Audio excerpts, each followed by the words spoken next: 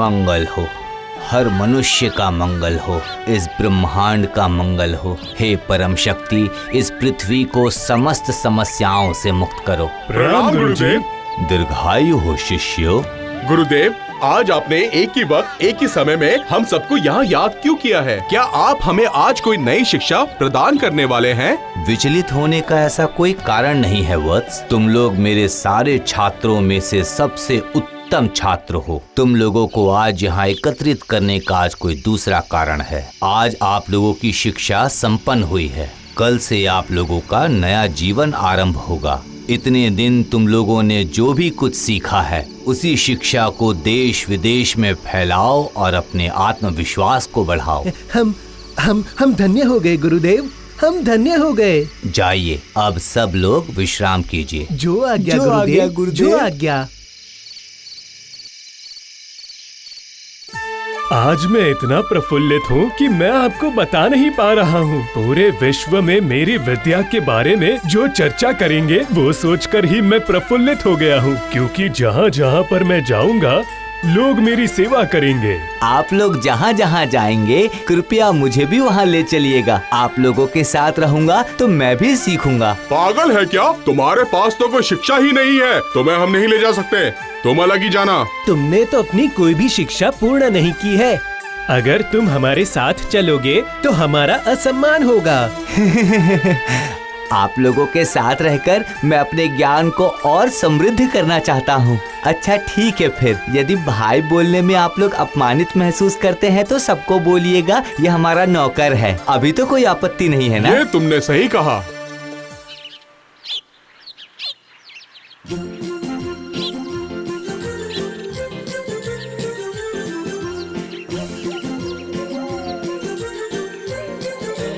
सुनिए भाई, यहाँ थोड़ा सा विश्राम कर लेते हैं। ये आपने उत्तम बात की। अब हमें अपने भोजन के लिए कोई व्यवस्था करनी होगी। अरे वाह, इस पेड़ पर तो कितने फल हैं।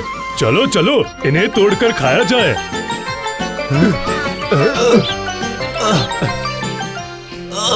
अरे रुकिए रुकिए भाई लोग, रुकिए। इस फल को तोड़ने के लिए मैं कुछ व्यवस्था करता हूँ, बुद्धि लगाता हूँ। ऐसी कौन सी बुद्धि इस्तेमाल करने वाले हो तुम चंद्रकांत? हमें भी तो बताओ। देखो देखो, सारी बुद्धि खर्च मत कर देना।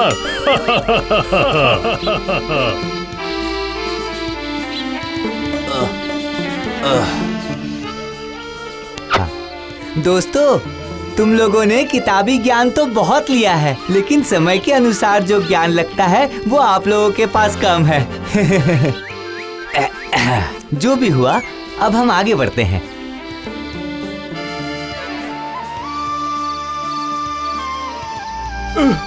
अरे ये जंगल में चल चल के तो हमारे पैर ही दुखने लगे। पता नहीं हमें कोई मनुष्य दिखेगा भी या नहीं।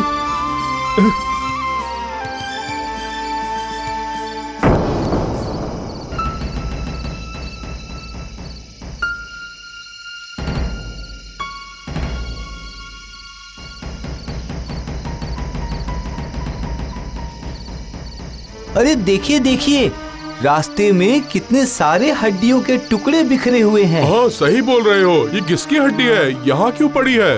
ये निश्चित ही कोई जंगली जानवर की हड्डी लग रही है। अरे वाह वाह, क्या ये भी तुम्हारे चतुर दिमाग का फल है? वाह वाह, क्या बात है तुम्हारे दिमाग की। अरे नहीं दोस्त, ये तो साधारण ज्ञान है। जंगल में जंगली जानवर की ही हड्डी तो मिलेगी, और किसी की हड्डी कैसे मिल सकती है? वो तो तुम सही कह रहे हो, पर ये आखिर किस जानवर की हड्डी है? क्या हम किताबी ज्ञानों से ये जान पाएंगे? हड्डियों को देखकर तो ऐसा लग रहा है जैसे ये जंगल के राजा शेर की हड्डी है। मुझे तो ये हड्डी देख के लगता है कि मुझे तो ये हड्डी शियार की लगती है। पता नहीं चंद्रकांत को ये शेर की हड्डियाँ क्यों लग रही है, मैं समझ नहीं पा रहा। इस विद्या का नाम है सजग ज्ञान। ठीक है, ये सब हम कल तय करेंगे। अभी हम लोग विश्राम करते हैं। चलो चलो चलते हैं।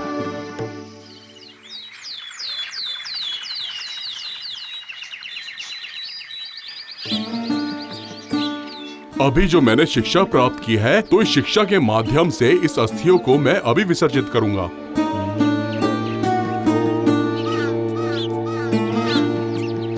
हे गुरुदेव, आपकी दी हुई शिक्षा, ज्ञान, आशीर्वाद व्यर्थ ना जाए।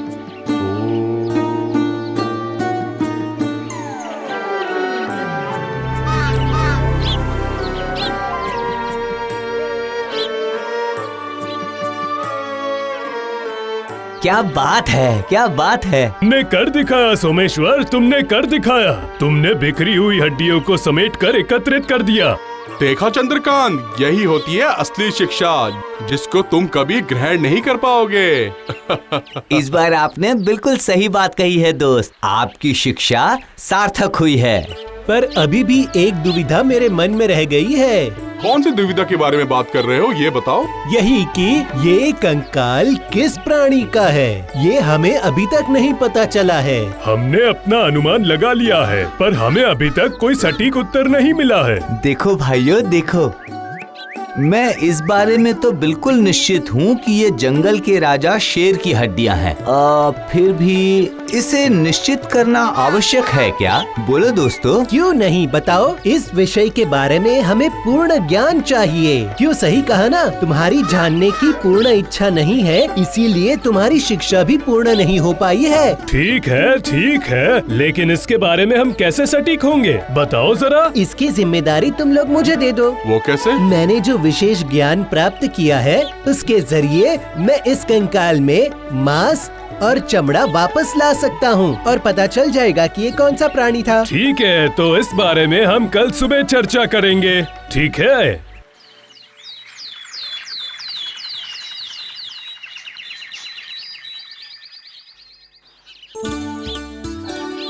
हम लोग निकले थे देश भ्रमण के लिए, लेकिन फिर भी हम बहुत विलंब कर रहे हैं। अरे ओ चंद्रकांत, तुम्हारे अंदर की ये जो जलन है वो हमें साफ दिख रही है। नहीं भाई नहीं, ये आप बहुत गलत बोल रहे हैं। तो चलो अब समय बर्बाद न करते हुए हम अपनी परिकल्पना पर काम करते हैं। तो अब शुरू करें, चलो। हे गुरुदेव, मुझे आशीर्वाद दीजिए। आपकी दी हुई शिक्षा द्वारा मैं इस कंकाल में मांस और चमड़ा भरना चाहता हूँ।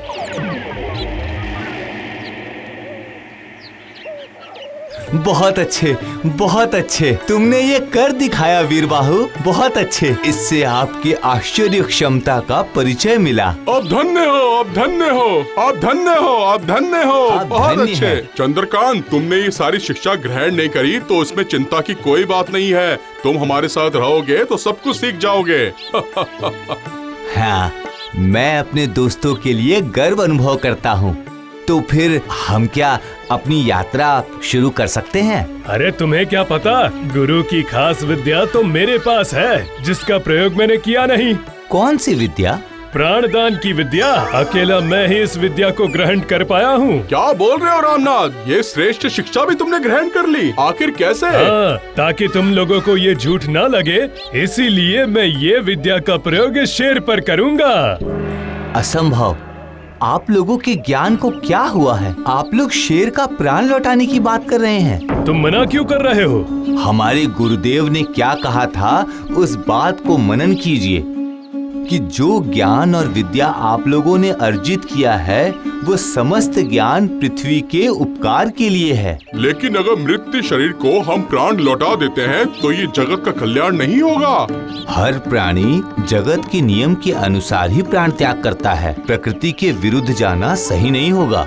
यह उपकार से ज्यादा समस्या आने की आशंका ज्यादा है। नहीं नहीं नहीं नहीं, इस विषय में मैं आपका साथ बिल्कुल नहीं दे पाऊंगा। अरे मूर्ख ब्राह्मण, डरे हुए ब्राह्मण, हम तुम्हारे साथ नहीं रहेंगे, चले जाओ यहाँ से। देखो, तुम लोग मेरे बहुत पुराने दोस्त हो, तो मैं इस तरह तो तुम्हें त्याग नहीं कर पाऊंगा, किंतु मैं तुम लोगों से दूरी बनाए रखूंगा। मैं जा रहा हूँ।